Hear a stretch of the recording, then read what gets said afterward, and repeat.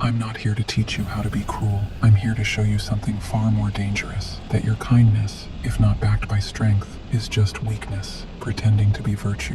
We're diving into the mind of Niccolo Machiavelli, where emotions have no place unless they serve a purpose, and values mean nothing unless they build power. You're about to see, maybe for the first time, why the kind are the first to be destroyed, because everyone knows they won't fight back. People don't fear those who please them. They fear those who could hurt them, but choose not to. That's rule number one of survival. Don't be a weakling disguised as a kind soul. Be a powerful force who chooses when to show mercy. Now ask yourself, how many times have you said yes just to avoid making someone uncomfortable? How many times have you stayed silent because speaking up would have ruined the mood? How many times has your kindness been used as a shortcut for others to get what they want? Machiavelli wasn't a demon, he was a mirror that shows a truth most of us don't want to see. The fools, in both politics and life, are the ones who thought people would respect them just for being nice. In The Prince, he wrote, "If you have to choose between being loved or feared, choose to be feared, because love is conditional, but fear is constant." In that world, a kind person without power becomes a tool, not a human.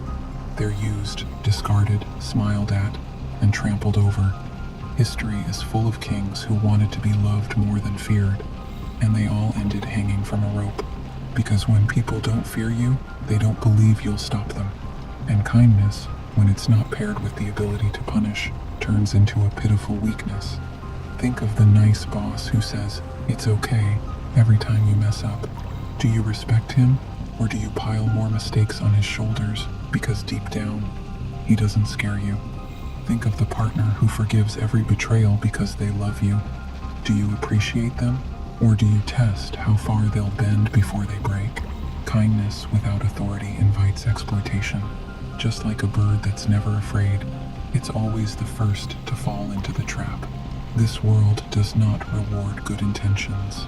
It rewards those who know when to hide those intentions, those who master the timing, when to be kind, when to be silent, and when to strike.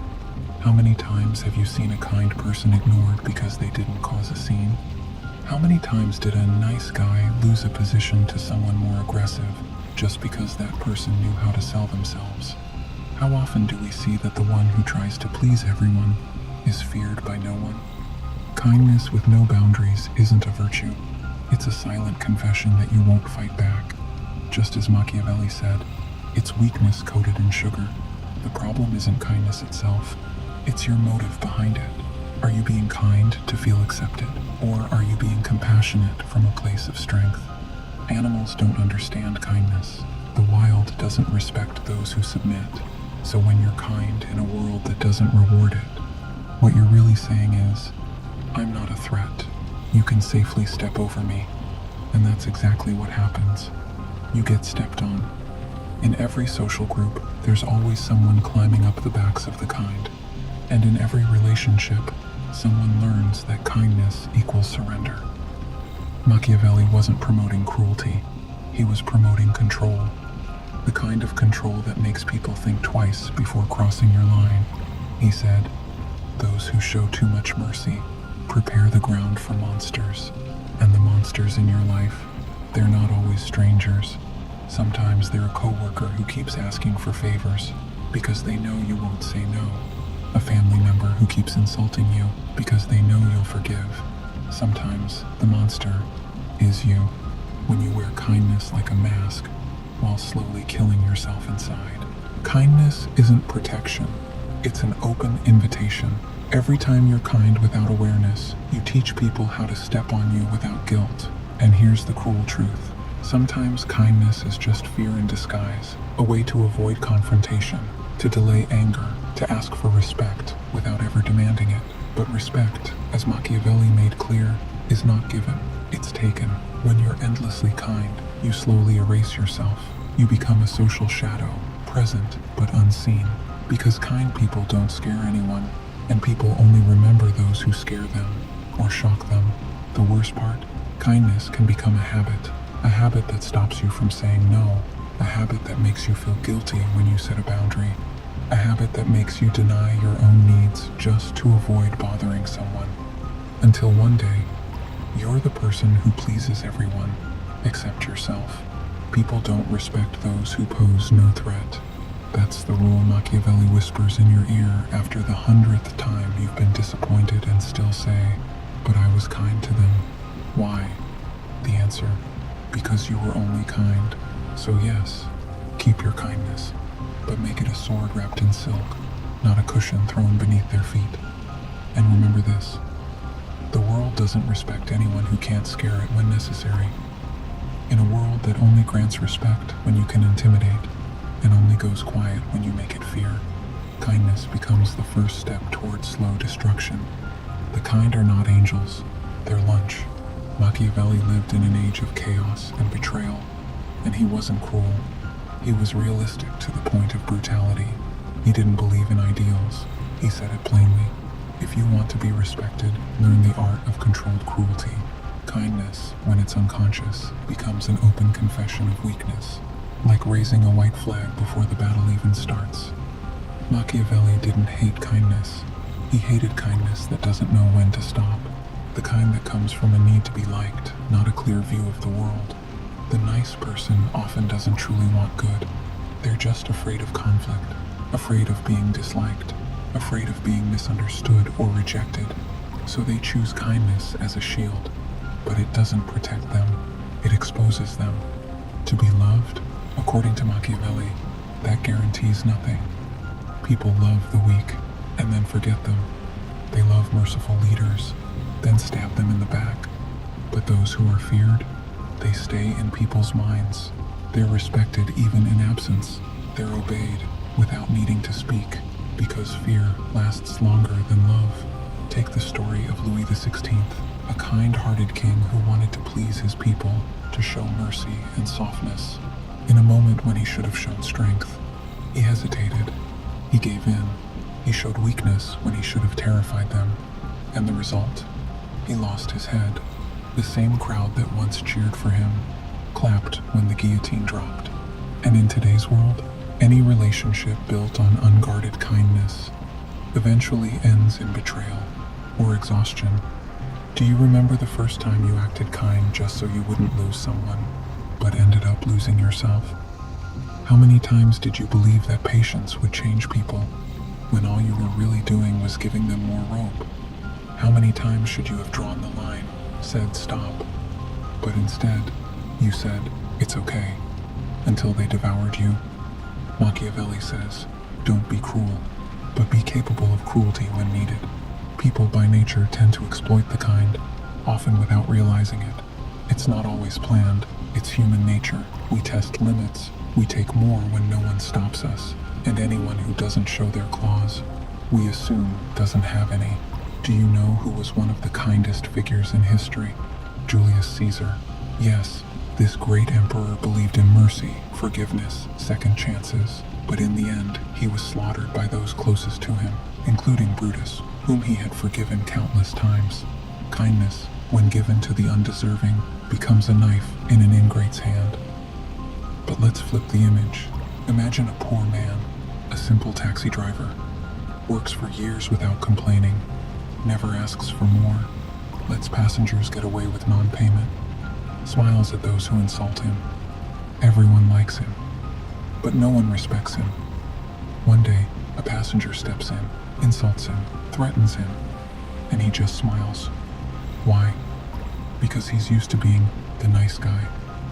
A few days later, the driver is found murdered, robbed, humiliated. The police say he had no enemies, but the truth, he had no boundaries, and people don't fear those who don't draw lines. A real story from Argentina.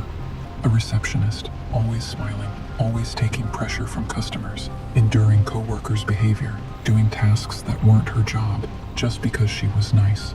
Years pass. Others with less experience get promoted. She stays in the same place. One day, she finally asks for what she deserves. They tell her, "You're doing great where you are. Just don't complain." Because they never saw strength in her, only comfort. Kindness that doesn't scare anyone becomes a comfort to others, but a burden to yourself.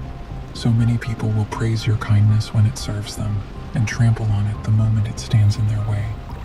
They'll say, "You're different. wonderful, kind, until you disagree with them on one small thing.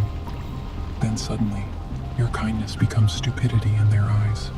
In the end, Machiavelli didn't say, "Be cruel all the time." He said, "Be capable of cruelty when you need it. Don't make mercy your only law. Let it be a weapon you carry, one you bring out for those who deserve it, and hide from anyone who assumes it's all you have." We aren't born evil, but the world doesn't always reward the kind. Sometimes the kind are the first to fall, the first to be drained, the first to be forgotten. Because kindness, when it doesn't know when to stop, becomes a bridge, and everyone walks over a bridge, but no one ever asks it, "Are you tired?" In the next part of this video, we'll arrive at the question you must answer for yourself. Will you stay a beloved doormat, or become someone respected and feared? But no one tells you this. Kindness, when not protected by fear, becomes an invitation to greed. It's like saying to others, "Come closer, there's nothing guarding me." People don't hate the kind, but they learn from your silence, from your hesitation to say no, from your need to please everyone, that you are breakable, that the more they get close, the weaker you become. The more you smile, the more you ignore disrespect, the more you explain yourself instead of setting boundaries, the more people realize this person will always stay, no matter what, because they can't stand being disliked. Machiavelli said it plainly. If you must choose between being loved or feared, choose fear. Because fear, when it fades, only fades to the edge of your limits. But love dies the moment you fail someone's expectations, the moment you say no, the moment you stand alone. And that's when the person you loved most tears you apart. Love without fear becomes disposable. Respect built on compromise crumbles. Every time you offer kindness unconsciously, you're not building a relationship. You're digging a grave for your self-worth. There once was a man in a king's court, famous for his kindness. He never said no, helped everyone, smiled at everyone. He thought this would make him untouchable. Then chaos broke out. Panic spread through the palace, and the king needed a scapegoat. Guess who they chose? The kind man. Why? Because he had no enemies, and no one to defend him. Everyone liked him, but no one feared him. He fell quickly, and he wept. Not because he was wronged, but because he was shocked. How could people stab me when I loved them? The answer is simple. Because you taught them not to fear your kindness. You never set boundaries, so they walked in. The nice manager gets forgotten, the kind partner gets used, the soft friend gets deceived. Not because they're weak, but because they thought kindness alone could protect them from betrayal. They never realized some people only respect what can hurt them, what can get angry, what can say no, not because you're cruel, but because you protect your kindness with teeth. Machiavelli didn't reject mercy. He simply asked, mercy, for whom and when? Is it a strength or a surrender? Every fallen civilization started by glorifying kindness. Even as invaders marched through the gates, the people sang songs of peace. But peace without protection is worthless. It's like a house with no doors, a garden with no fence. Machiavelli warned, he who shows too much mercy prepares the ground for monsters. Excessive kindness isn't always a blessing. Sometimes it's fertile ground for betrayal. How many times have you paid the price for your kindness? How many times did people not appreciate you even though you gave your best? How many times did you say, I don't ask for much, just treat me how I treat you? The problem is, you forgot a simple law. People don't see you as you see yourself. They see you as you train them to. If you train them that your kindness has no price, no limits, no danger, they won't treat you like a person. They'll treat you like a tool. And tools are reused until they break. The king who only wants to be loved falls when the people revolt. But the king whose presence inspires fear and awe, even their love becomes deeper because it's mixed with respect. Machiavelli isn't saying, be cruel. He's saying, don't be kind unless your kindness has power behind it. Real mercy is not given for free. It's given when it means something. when the thought of losing it terrifies others. When you walk into a room and compliment everyone, laugh at every joke, agree with everyone to avoid conflict, you're not building love. You're weakening yourself. You're erasing your presence. You're stripping away your claws in the name of kindness, and everyone who sees you will feel deep down that you don't deserve to be followed or respected, just used.